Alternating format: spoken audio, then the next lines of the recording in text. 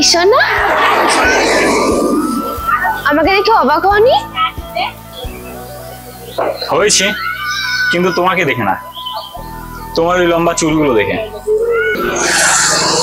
না মানে ওর লম্বা চুল খুব পছন্দ তো, তাই আর 3 মাস অন্তর অন্তর পার্লার গিয়ে নতুন হেয়ার কাট করি না। ও আচ্ছা আচ্ছা, ভালো তো। তা বলো, কেমন আছো? যেরকমটা থাকার কথা কল্পনাও করতে পারিনি সেরকমটাই আছি। বাবার কথা মতো বিয়েতে রাজি হয়ে আমার খুবই ভয় করছিল, মনে হচ্ছিল আমি হয়তো সুখী হতে পারবো না, তোমাকে ছেড়ে হয়তো ভালো থাকতে পারবো না।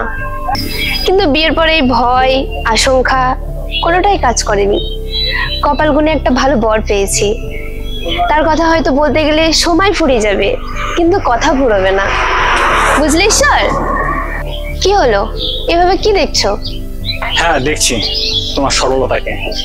এমন করে অবলীলায় তার প্রাক্তনের সামনে তার নিজের বরের প্রশংসা করতে পারে বলে আমার জানা ছিল না। ও মা, এবার কেমন কথা? যা সত্যি তা বলবো না? এটা কি কোনো নাটক বা সিনেমা নাকি যে প্রাক্তনের সামনে সবসময় দুঃখী টুকি মন নিয়ে থাকতে হবে? তা অবশ্য ঠিকই বলেছ।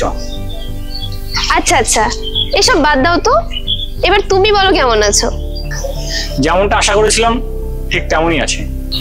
তুমি ছেড়ে চলে যাওয়ার পরে অধীর আগ্রহে অপেক্ষা করছিলাম জীবনে একটা সঠিক মানুষ আসার জন্য, যে আমাকে তোমার চেয়ে অনেক অনেক বেশি ভালোবাসবে, তোমার দেওয়া দুঃখগুলো যে আমার সব ভুলিয়ে দেবে, আর যে আমাকে শক্ত হাতে সামলিয়ে নেবে।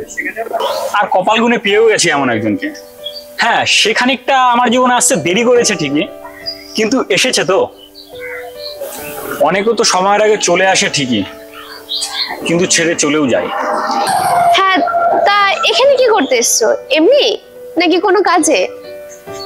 গাঁদা ফুলের মালা কিনতে এসেছি। বউয়ের আদেশ, রোজ অফিস থেকে ফেরার পথে একটা করে মালা নিয়ে যেতে হবে। বিয়ের পরে এভাবেই চলছে আর কি। ও আচ্ছা আচ্ছা, তা পেয়েছো গাঁদা ফুলের মালা? না পাইনি, যে দাদার কাছে রোজ গাঁদা ফুলের মালা নিই সেই দাদাকে আজ দেখতে পাচ্ছি না। দেখি অন্য কোথাও পাই নাকি। বাজাবে, তুমি কি করতে এসেছো? বরের জন্য ওয়েট করছি, ও আসলে দুজনে হাত ধরে ব্রিজে হাঁটবো। আমি কল করলেও চলে আসবে।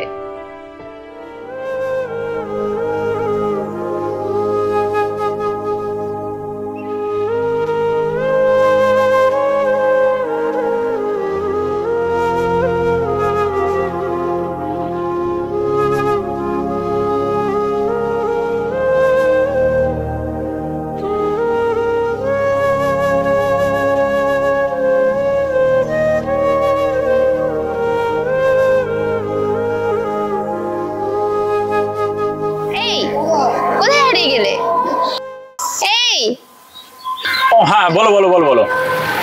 আজকে আর বরকে কল করে রাখতে পারলাম না, তোমার সাথে কথা বলতে বলতে অনেক দেরি হয়ে গেল। হ্যাঁ হ্যাঁ, আমারও অনেক দেরি হয়ে গেল। অফিস থেকে তাড়াতাড়ি বেরোলাম বাড়িতে তাড়াতাড়ি ফিরবো বলে, তার হলো ওই। এবার আমি আসছি কেমন? হ্যাঁ ঠিক আছে, আসো।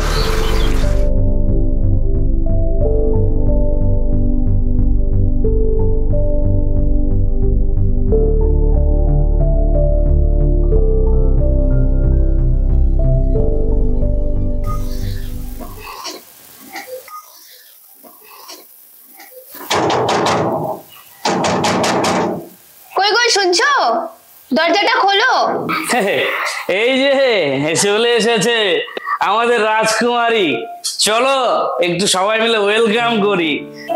এ আজ আমি মাল ছাড়া কারণ নয়, এইটুকু খেয়ে কি নেশা হয়। এ আজ আমি মাল ছাড়া কারণ নয়, এইটুকু খেয়ে। এই কোথায় ছিলে এতক্ষণ? সেই 10টায় বেরিয়েছো। মরতে গিয়েছিলাম। হ্যাঁ, মরে গেলে তো ভালোই হতো, অল্পেই লেটা চুকে যেত। নিজের বিবাহিত বউকে এভাবে বলতে পারলে তুমি? সারাদিন ঘরে বসে মদ গিলা ছাড়া আর কি করতে পারো তুমি? একটা চাকরির ইন্টারভিউ দিতে গেছিলাম। এই তোমাকে কতবার বলেছি ওসব ইন্টারভিউ দেবে না, চাকরি করবে না? খুব শখ, খুব শখ। না না, চাকরি কেন করব? তোমার সাথে ঘরে বসে বসে মদ গিলবো, তাই না?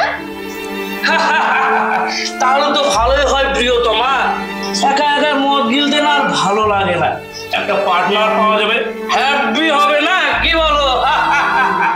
ছি ছি নিত্য, আর কত নিচে নামবে তুমি? You shut up! Get out! I hate you!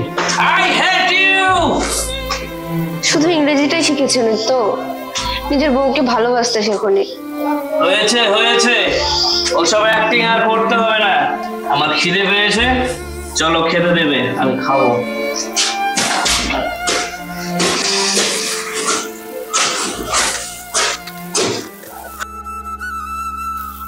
তুমি আমাকে আজও বুঝলে না রিয়া, চোখের মিথ্যা অভিনয় ধরতে পারলে না তো। বাজারে আমি গাঁদা ফুলের মালা কিনতে যাই না, যাই আমার প্রাক্তনের সাথে কাটানো মুহূর্তগুলোকে স্মরণ করতে।